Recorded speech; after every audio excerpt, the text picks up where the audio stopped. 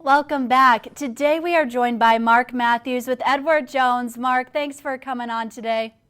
Very Grace, glad to be here. Thank you. I'm glad you're here too. We have an important topic today. What should Alzheimer's caregivers know? Navigating the Alzheimer's experience, that's a long journey. There's no easy answers, but one No. thing you can kind of focus on and try to have some control over is to address some financial issues that go along with it. So Mark, if someone's in one of these situations, what are some financial moves people should consider?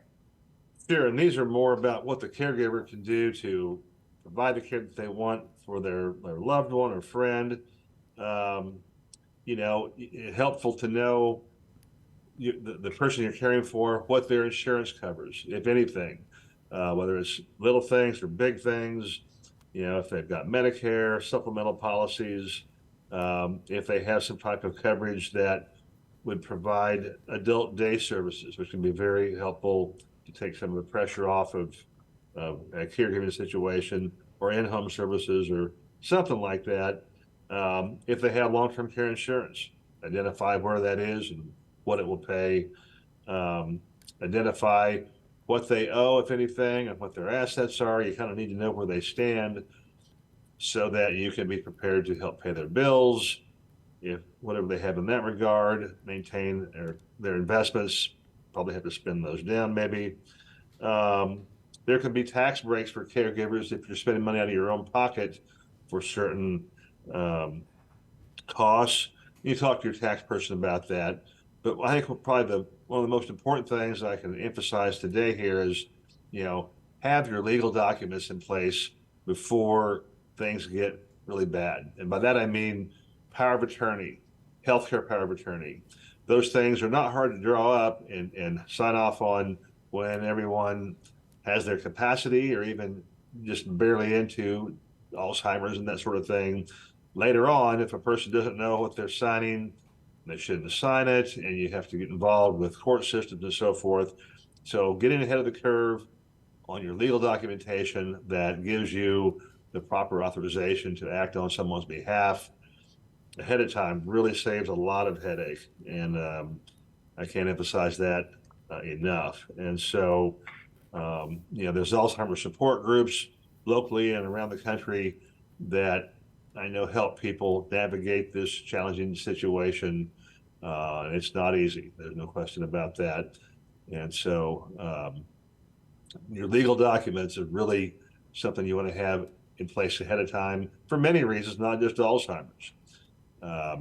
We've talked about that quite a bit here in our office here lately, and make sure people have their documents, their ducks in a row. Right.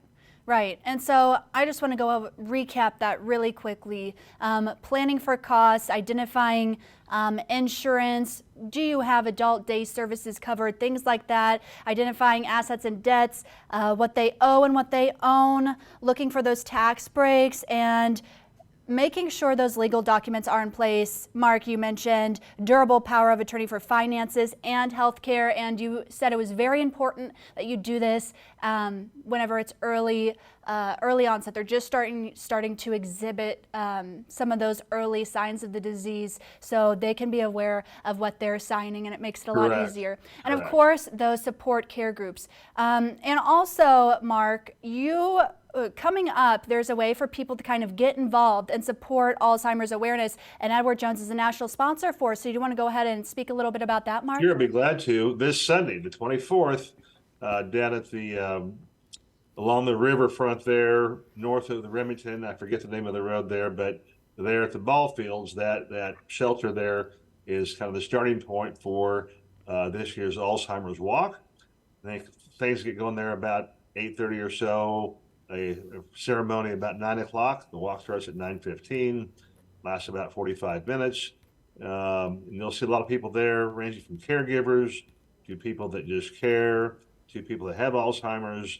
There's a wide variety of groups of people represented there. It's a neat thing, and can also be serving as a fundraiser for Alzheimer's research and that sort of thing across the country. So be a beautiful morning, I think. It's a fun walk to do. We've done it many times, and put it on your calendar. Yeah, put it on your calendar. That's Sunday, September 24th, that Walk to End Alzheimer's to raise awareness and funds for Alzheimer's care.